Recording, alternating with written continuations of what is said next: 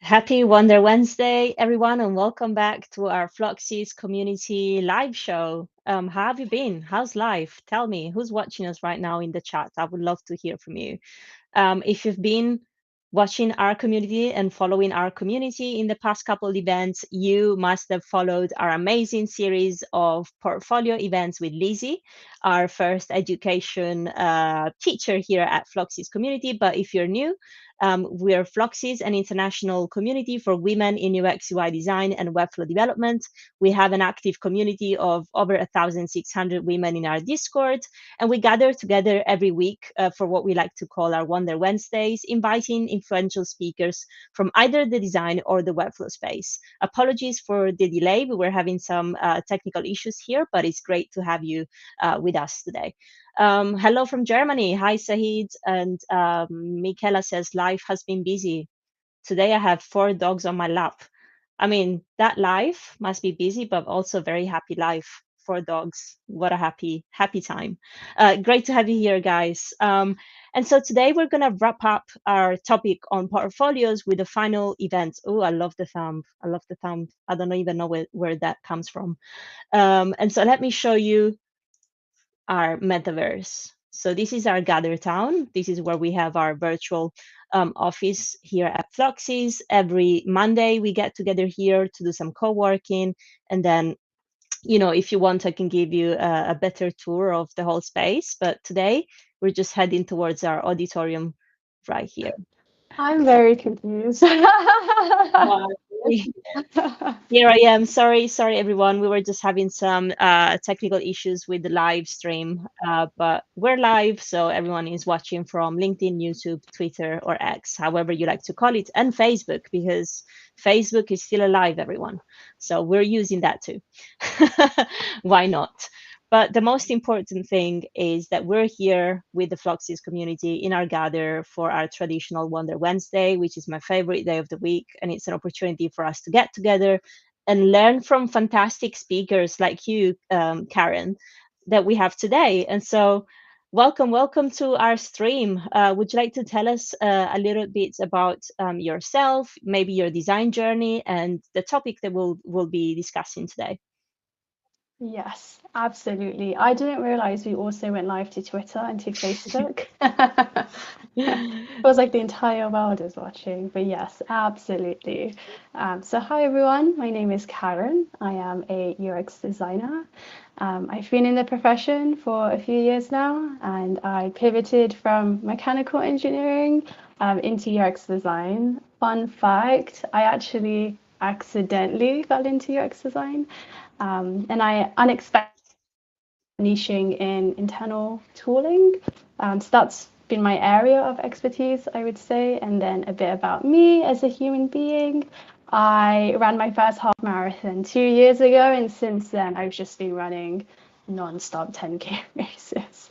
So my next one is in July. That's impressive. A design sprint and an actual sprinter in real life. That's the dream. Yeah. I love it. I love it so much. And we briefly met at the last Webflow Conf in London. It was really great to see you there. And I loved your work, what you've been sharing on social media, your journey. And I love that you said that you kind of accidentally happened to join the design space, because that can relate to so many people in our community as well. There's so many career switchers, including myself, and there's all sorts of different paths that lead to a career in design, and all sorts of different roles that can help you get there. So I love to see that journey for you as well. And I was just saying that we just had an incredible series of events based on portfolio, mood boarding, wireframing, kind of understanding who you are as a person and as a designer, and how do we apply that into our work. And so I was really interested to see how we can wrap up this sort of area of portfolio and personal professional development with your talk today. Yes. Should I get into it? Should I Yeah, start? let's go. And as per usual, anyone watching, on the stream or anyone here in our gather. We always want for these events to be as engaging and as interactive as possible. So if you do have any questions, any uh, points in time during the live stream, use the chat and we'll make sure to get to them. I was going to say, if anyone actually wants to ask me the question of how I accidentally fell into UX design, it's actually quite a funny story. So if anyone wants to ask me that question, I'm more than happy to go into that story. Absolutely. Right. So as much as I would want to go on and on about me running, running somewhere, so I'm here to talk about portfolios and more specifically streamlining portfolios or how you can streamline your own portfolio. So when it comes to portfolio advice, there is a lot of it out there and probably more so conflicting advice than anything else, I would say. There's also this trend on LinkedIn, I want to say, where some folks are starting off their posts with, I've reviewed hundreds of portfolios. I have reviewed thousands of portfolios. What to say is it is a bit subjective. So for example, my own portfolio is a PDF one. It sits at 69 pages. Wow. And it actually got me my current role. And during the pandemic, I think it was at 75 pages. And I think at one point it was at 80 pages. So what I'm trying to say is that I've always had a PDF portfolio. You can tell that they've been quite long. And yet I've always had interviews and I've always had job offers. I know the current market is a bit of an exception. So I do want to acknowledge that. But at the end of the day, you need to focus on activities that you're good at, right? Because your portfolio is about putting your best foot forward. It's about showcasing your skills, and you really want to make sure that you're setting yourself up for success. So there's this long debate about websites versus a PDF portfolio. And honestly, the reason why I don't have a website is because it would take me 84 years to create it on Framer or Webflow or UXfolio. For me, I love a PDF portfolio because it's free. I can change it when I want. So for me, in order to put my best foot forward, that's why I chose a PDF portfolio, and that's why I chose it to be a reflection of quality. So I hope that I don't think I'll put an end to that debate, but essentially what you feel most comfortable with is the version you should really be going for. But I like nevertheless, that. I like that. But I really also want to know after, I'm going to keep my questions probably for after. We'll see. But 69 pages. yeah. And at one point it was like 80. And I've always had interviews. I've That's, always I had job really want to, offers. yes. And I also, okay, I said that I'll keep my questions, but I want to hear how the recruiters react to that. Okay. I feel like I'm the exception. I don't know, because every time I've mentioned that, everyone's like, ah, Pikachu face. So I don't know if I'm the exception, but I would love to hear if anyone else has a similar experience where they have a PDF portfolio and they have a bajillion pages, like me, for example. Yeah, would love to see. I can see in the chat, Nikki was saying, I was thinking of reducing my information, never mind. And Heather says, hi, I'm a web designer without a website too. So yeah, cool. You're definitely not alone. Just curious to, yeah. I'm loving, I just want to see how it works and what else you can teach us. So for me, it's like, yeah, there's a lot of portfolio advice out there, storytelling, websites, short and snappy, visuals, readable. And you're like, there's so much to do. But essentially, what you should be doing is taking a step back. Really, really take a step back and writing in general, and especially if English is not your first language, is what I'm learning, is that writing is hard. It takes time, it takes commitment, it takes dedication. Like writing is genuinely hard. And your portfolio, a lot of it is made up of content. And that's why you should take a step back because you haven't even touched upon personal branding. You haven't even touched upon font pairing. You haven't even touched upon the color scheme. You haven't even touched upon the spacing, the layout, the format. So there's just a lot that goes into a portfolio. And what you want to do is that you want to portray yourself in the best possible way. And that's one of the reasons why you should not jump straight into your portfolio, because you're not going to have the planning that you need. You're going to keep constantly iterating as you go. You're probably going to be wasting time. You're probably going to find it daunting. You're probably going to procrastinate. Essentially, if you don't take that step back and to plan, you're just going to be, it's going to be like this never ending loop. So, you know, when you've come across folks who have said, oh, I'm still on my portfolio and it's like 6 months later, and they talk through their process, they haven't really taken that step back. That step back to, you know, take some time to reflect, take some time to plan your portfolio, focus on creating, you know, quality.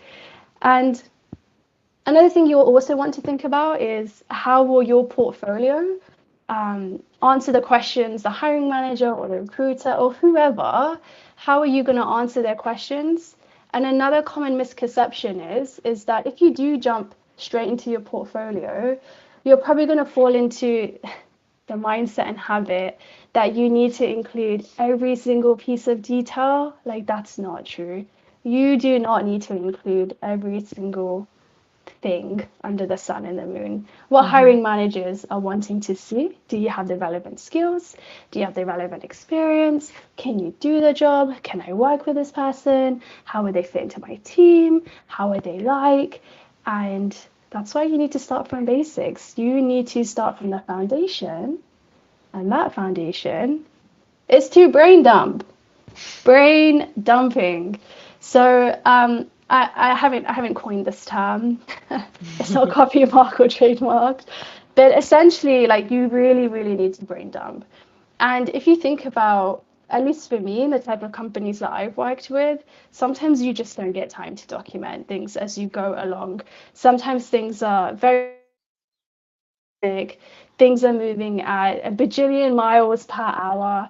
So what you want to do is, before you jump into your portfolio, you need that clarity and you need that organization, right? So like I've mentioned, a huge bulk of your portfolio comes from your content, and then comes the polishing, the look and the feel, the personal branding. And in order for your content to be scannable, to be readable, to be simple, to be concise, you really need to brain dump. And by capturing everything initially, you can then review and refine the information that you want to select to go into your portfolio, or I guess like case studies and projects, because ultimately that is what your portfolio is made up of. And you want to choose the most relevant and the most impactful parts. So you want to think about, you know, project learnings, think about your audience, think about the relevant and key skills. You want to be consistent, you want to be intentional, and also you want to avoid word vomit. So that's another reason why you shouldn't just throw yourself into your portfolio, because you're just going to keep writing and writing and writing, and then you're going to go back and then you're like, okay, I need to condense this is too much. So inevitably what you're doing is that by brain dumping and taking a step back, you're doing all of that from the get-go. The whole portfolio, the website or the PDF, you can lift and shift, and then you can just go into, I don't know, personal branding, or some of the colors, or, you know, how do you want to come across, and your about me page, and all of those things. Nikki says, I feel I'm on the right path because I brain dumped into ChatGPT to organize my thoughts. Yes, that's a really good point. So you do need to organize your thoughts. You need to have an outline. And again, that's another reason why I wouldn't recommend just jumping straight into your portfolio, because how can you organize your thoughts? You can't, because it's all over the place. So yeah, ChatGPT is really good for streamlining and outlining and organizing your thoughts. And I think we're gonna jump into our brain dump exercise. So I'm going to go into what Miroverse is, a Mm-hmm. bit later on, but this is a template that I have created. Let me go into full screen mode. This is a bit sensitive, as you can see, so I might use let me know if this is big enough for everyone to see. Looks good on my end. I think that's big enough. Yeah, let's Yeah. start here.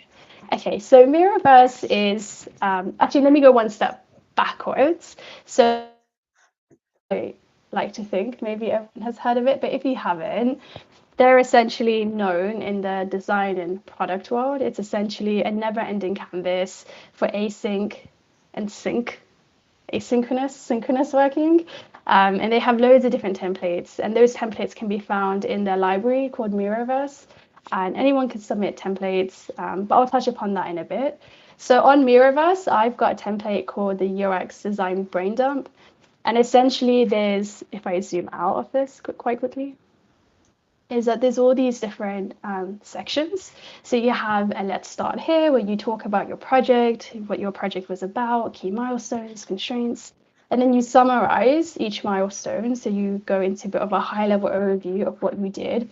This is actually a really good task of listing out your activities, because one of the common what's the word? Pitfalls that designers fall into is that on their portfolio, they just list tasks and activities. They don't necessarily talk about impact or key learnings or value. So this is another way to avoid your portfolio just becoming a bunch of tasks and activities that you've done. So here on a high level perspective, you would summarize each milestone. And then on the other side, you would have other considerations, which I'll go into a bit more detail. Then you want to dig deeper into your milestones. And so if I zoom in, I think that's clear. Mm-hmm. So Simplify Me is a made-up project that I've made, but essentially you want to start with what was the project that you were working on. So your portfolio does consist of multiple projects, but if there's a particular project that you really just don't know how to convey in your portfolio, like this template would really be for you. And like I mentioned, sometimes you don't get time to document, sometimes you don't get time to updating your portfolio. So this would be a really good template to help facilitate your thoughts, organize your outline, and again, just really brain dump everything that you've done on that particular project. So you want to start off with what was the project that you were working on, what was your goals, what were some of the key achievements or what you were looking to do. So in my Make Believe project of Simplify Me, I've mentioned that it's a productivity app designed to help users manage tasks, set reminders, and so forth. And then I've spoken about the goal. So what was the goal of the project? So the goal of this Make Believe project is to redesign the mobile app and the interface, and then again, really highlighting the why. So it was to improve overall user engagement, simplify navigation, and enhance overall usability. So you really want to go into your project, what were you doing? And then you want to touch upon some of the constraints of that project. So what were you facing? So in this example, I've mentioned around brand identity, resource availability. You could mention things like timelines. Maybe there was a quick turnover. That's another constraint. You could talk about the rigidness of the engineering team, for example. That could be a particular constraint. But again, you want to use the section to highlight all of your constraints. And then the next section in the Let's Start Here are key milestones. So a very common misconception when it comes to portfolios is that you're not allowed, I'm using that word very loosely, is that you're not allowed to change things. I don't necessarily agree with that because, like, for example, you might work on a project where you haven't necessarily documented key milestones, but you may have spoken about it. Or when you look back on that project once it's finished, you realize, oh, you know what, there were key milestones. And even if you didn't work to key milestones, I would really recommend you listing it out because it would help you in to start to finish of how your project went. What were some of the learnings, what went well, what didn't go well, and you can also assess the value and the impact through key milestones as well. So here for this Simplify, oh my goodness, I forgot my Make Believe project, Simplify Me project. I've just listed out all the milestones, but again, And this really allows you to also think about your project progress as well. It's a bit of a storyline as well. Like, how do you build the story of the project by using, yeah, a continuality? Yes, that's a really good point. So another way is this could be your skeleton. Yeah. Like it could be your yeah, like skeleton backbone, and you can use it as a launch point to everything else you want to include. That's a really good point. And then the next section is to summarize each milestone. So for each of the 12 milestones, I've just gone into a very high level view. And here, this is where you do want to list all of your tasks, all of your activities. And the reason for that is because it then becomes your basis for the digging deep section. And it also gets out every single thing, right? So going back to where I said the reason why you don't want to just jump into your portfolio straight away is because sometimes you may forget things and then you're going to go back and change it. And then you're like, oh my goodness, that's too much writing. And then you're like, oh, but I want to include this, I want to include that. This, by taking a step back and doing it this way, you mitigate all of that because you're getting everything out, you're reviewing and you're refining. So what you want to do is you want to go through each milestone, you want to list out some of your tasks, some of your activities, and anything else you think is relevant in this section. So if I take the example of design exploration, I've spoken about for my make-believe project, yeah, brainstorming design concepts and ideas, creating initial wireframes and prototypes for feedback, iterating on designs based on stakeholder and user feedback. And even in, if we go to usability testing, having a testing plan, conducting usability testing with target users, gathering feedback and insights to inform design decisions. So can you see how you're getting into the mindset, into thinking about what was the value, what was the impact, and you're starting to set yourself up for success on how you want to best convey the value and impact of your project. Mm-hmm. And do you add this kind of page for each, I guess, for each project that you have in your portfolio?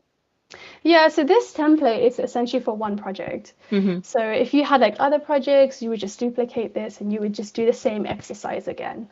Yeah. And is this what you then deliver to a client or a recruiter, or is this just for your own personal No, organization? this is for Yeah. that's a very good point. This is for your own personal organization. So even before you even touch your portfolio, even if you have a rough idea of it's on Framer, it's on Webflow, like this is a step before. This is for Mm-hmm. you, this is for your own organization. This is just solely to get, like you said, what's the skeleton, what's the backbone, what's the story you're going to tell for your project? Yeah. How can I convey the skills, the experience? So this is really just for you and organizing. Awesome. Thank you. I do a lot of hand movements. I just realized I'm not Italian, not yet. It's just my influence, I think. It's just my accent. And then the next section is other considerations. So again, this is super important because as we know, um, nothing goes to plan on a project, nothing is perfect on a project. And one of the what's the word?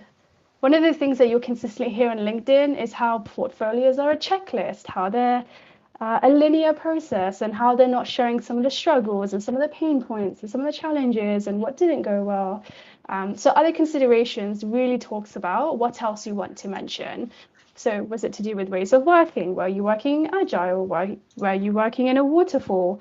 I remember working at one company where we just worked in meetings. That's all we ever did. We just worked in meetings. Did you work like that, for example?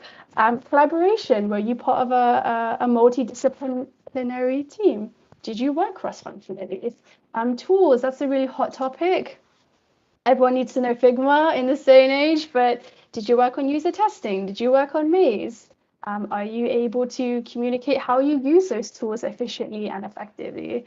And then you have team and stakeholders, and this is really an important. You see this very much on portfolios, but you really want to talk about who your stakeholders were, how senior were they, how did you understand or communicate you're working to the same priorities, how were you able to communicate the value and impact of your research findings, for example. So here I've just spoken about developers, QA, a marketing coordinator, a customer support manager, but just really highlight who was in your team. Were you the sole designer? Did you collaborate with another designer? Were you a lead designer? So team and stakeholders is really important to list out.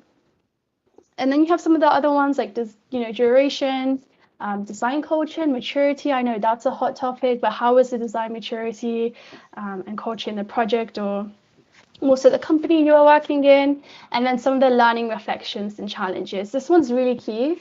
Was there like a curveball that was thrown to you? How did you overcome it? Did the deadline move by 1 month? What work did you have to cut out? What was the impact of it? So this is really getting you to think about other considerations that hiring folks want to see on your portfolio. So again, just listing everything out, what happened, and just getting it all out there.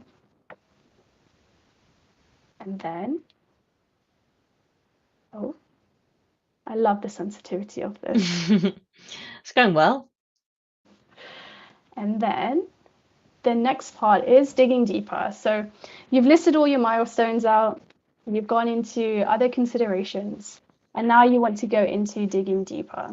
So this is where you start to go into a bit more detail around your milestones. So for example, on project kickoff and planning for the Simplify Me project, you want to talk about, so I guess in this particular example, but if you think about your own project, you want to think about your preparation. Did you have a kickoff meeting?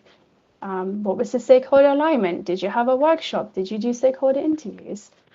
What was the research planning like? What was the design process overview like? So again, you're going into a bit more detail here. And from the original high-level tasks and activities that you had listed, here you're going into more around the why. You're going more into the impact, the value, some of your relevant skills. So a very good example is if I take number 4, design process and overview. I speak about how I provided an overview of the design process we plan to follow, emphasizing the importance of a user-centered approach in iterative design. I explain key milestones and deliverables such as wireframes, prototypes, and usability test reports, and discuss how these would contribute to the overall project timeline. So it's really about getting into more of the impact, more of the value, and when you see, you're able to summarize quite quickly as well. Again, like I've mentioned, you don't want to include every single aspect in your portfolio. You really want to be concise, and the way that you're able to do that is again by going through all of these different stages.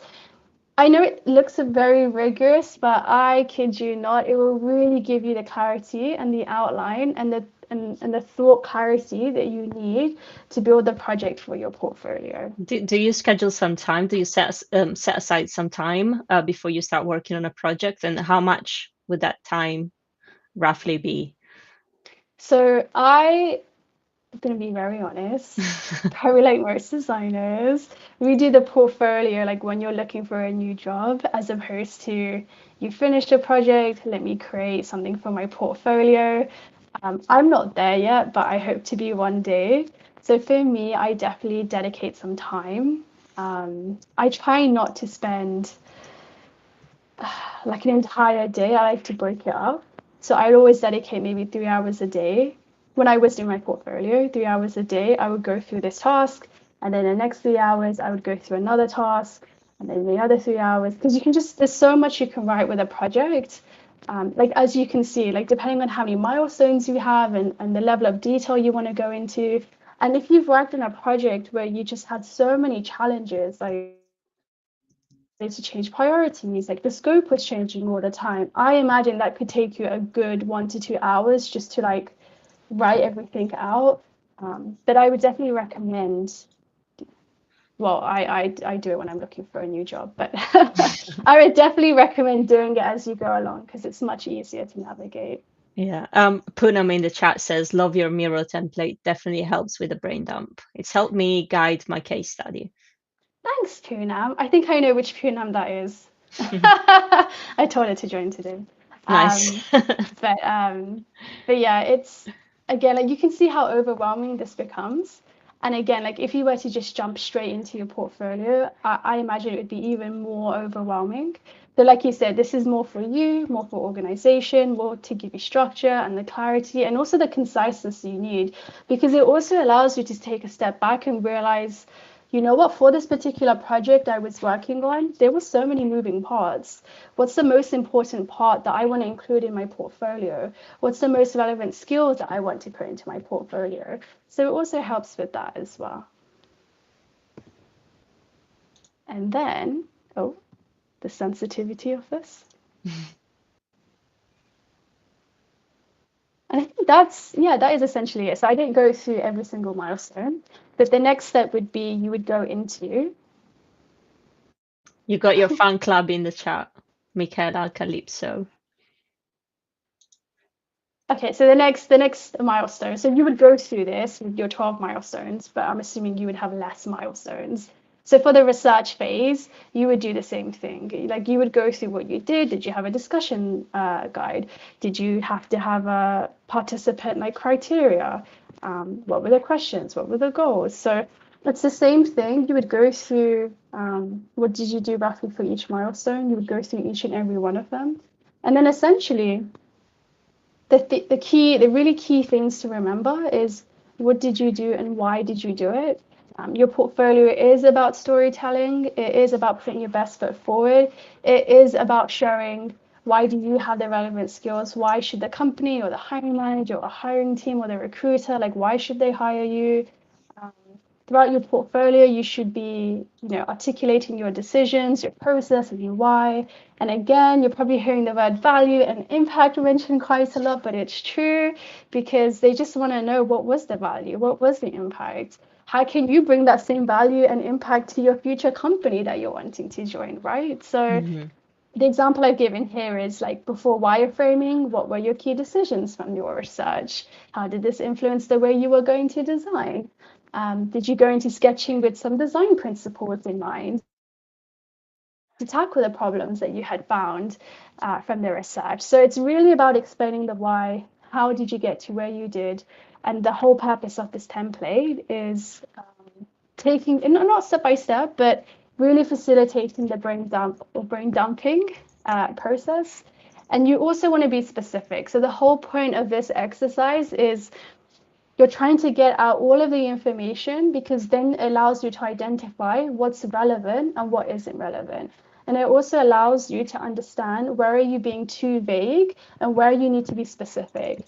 So how many user interviews did you do? How many workshops did you run? How many participants were there? How many design iterations did you do? So even though the fictional example is it is a bit high level, but you should always, always, always be specific.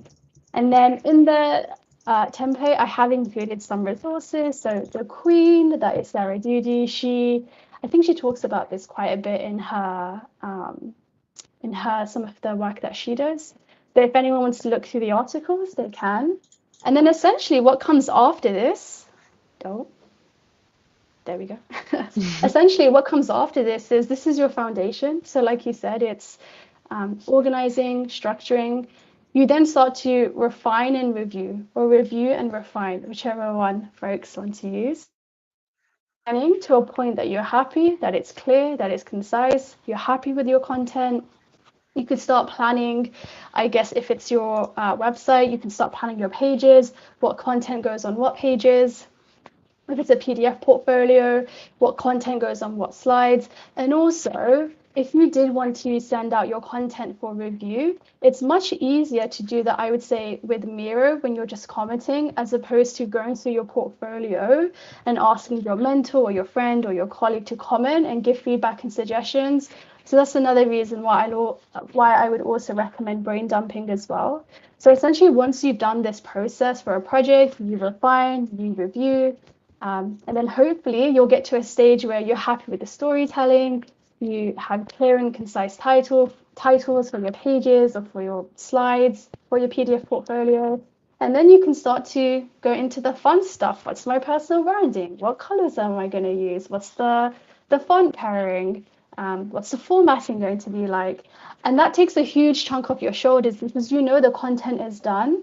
You're not doing it all at the same time, because if you were to just jump into your portfolio, it's really easy to become distracted and think about stuff that's outside of your content. And this allows you to really, really focus and hone in on the information that you're conveying. Yeah, and I think you're really spot on there because even if it might look as if you're going to spend a lot of time preparing this before you even go into the fun stuff, as you were saying, is actually going to save you so much more time.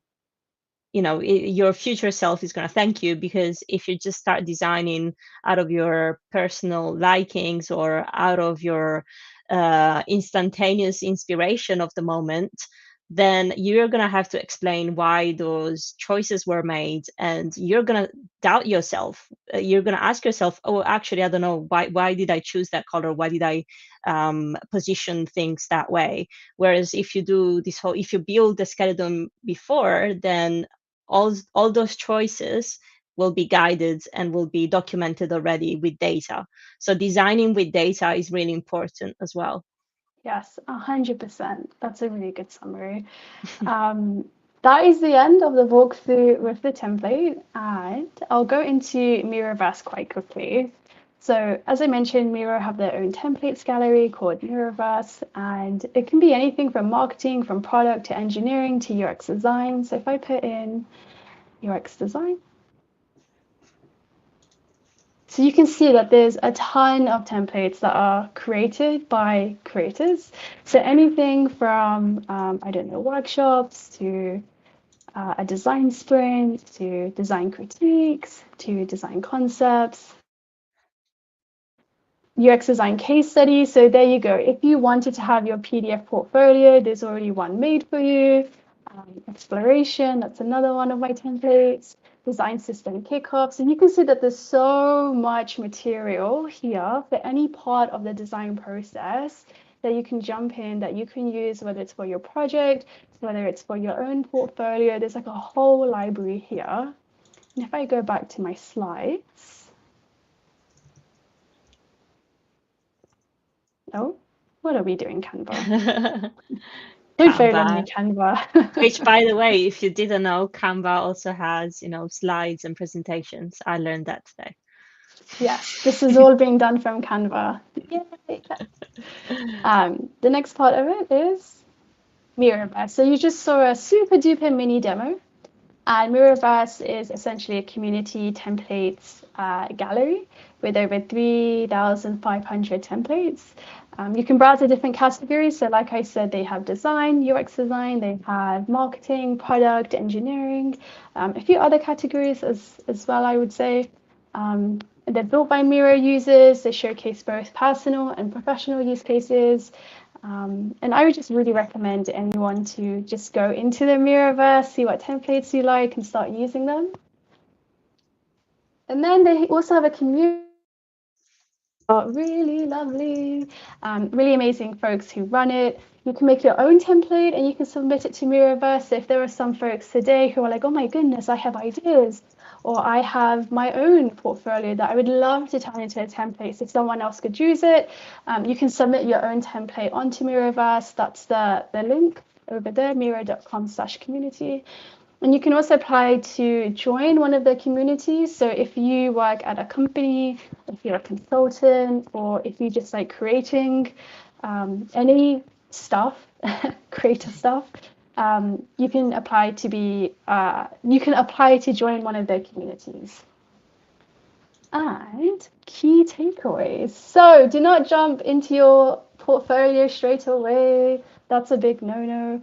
You want to brain dump, you want to organize your thoughts, you want to really think about what's the highest value that you can include in your portfolio. And you, like Claudia said, you really want to think about data-driven decisions. How do you save that time? How do you not make sure you're doing all of the visual stuff, all of the content stuff at the same time? You want to separate them. And then you want to essentially build and iterate. So like I mentioned, you want to review and refine. And when you get to a point where you're happy with your content, then that's when the fun stuff really starts. And Yay. and let's all be brain dumpers. That's what we should aim to be. Awesome. Let's brain dump all the questions in the chat now. Let's see.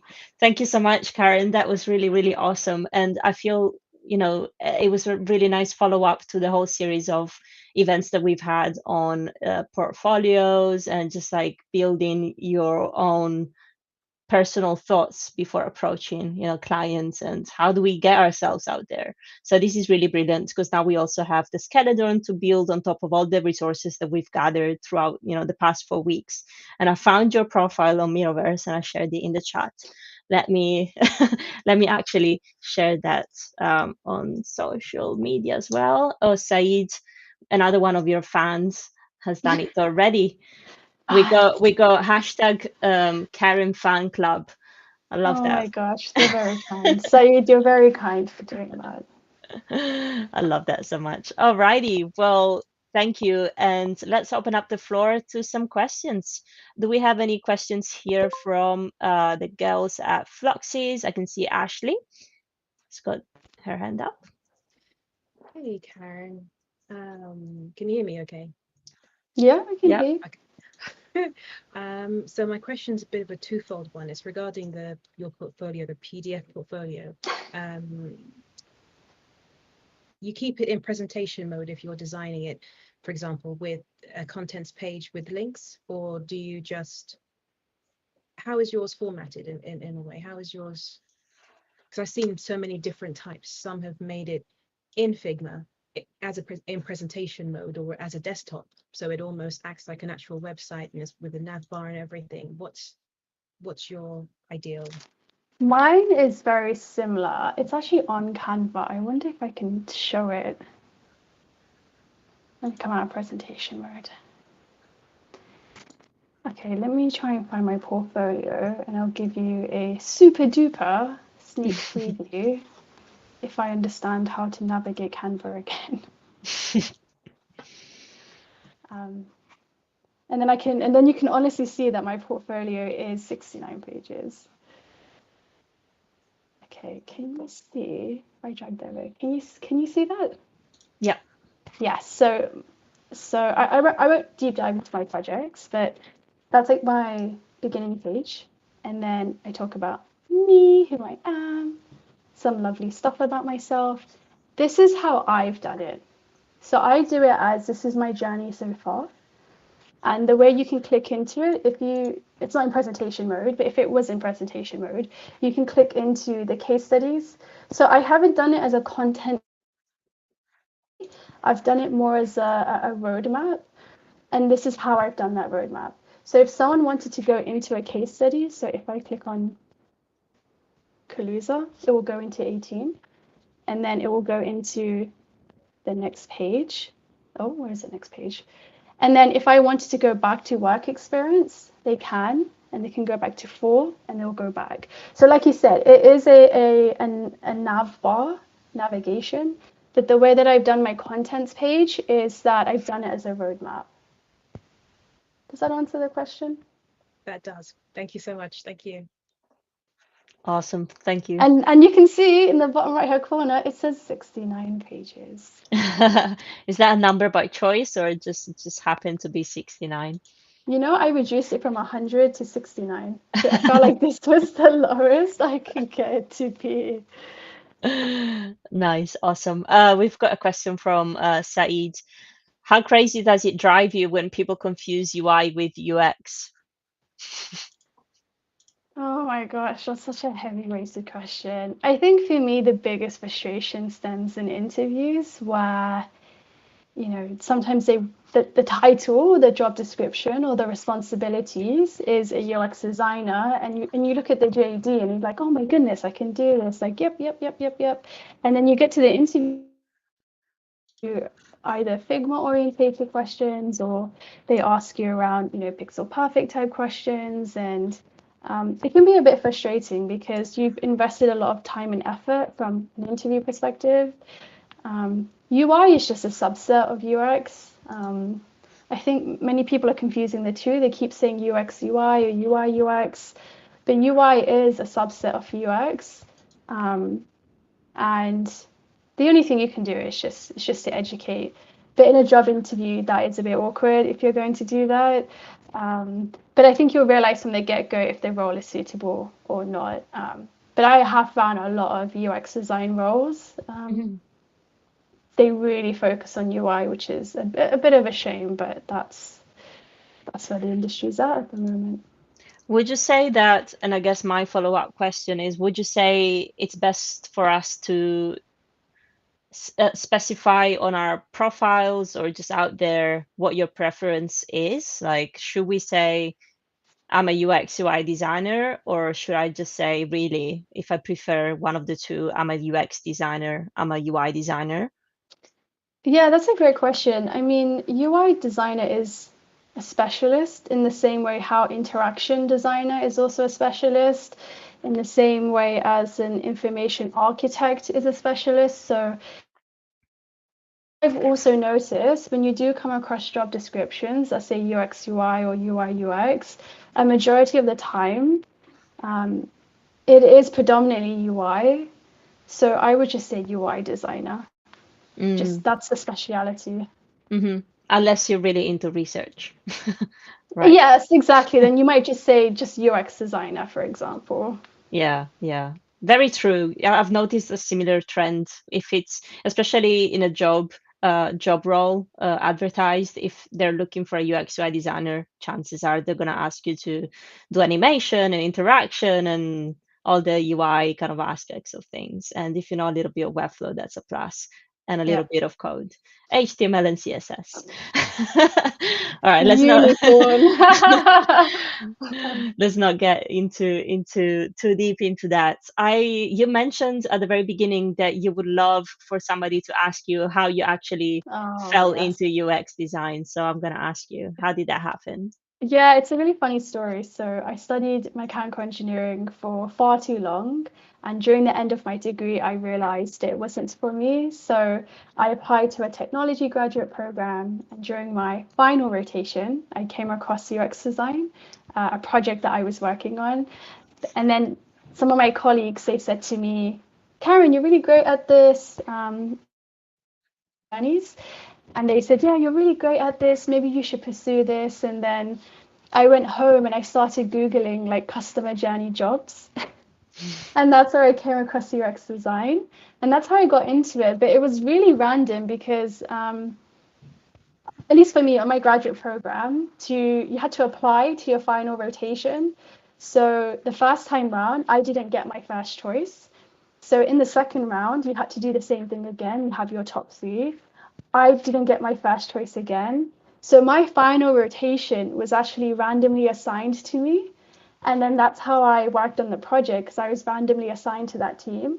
So I genuinely accidentally fell into UX design.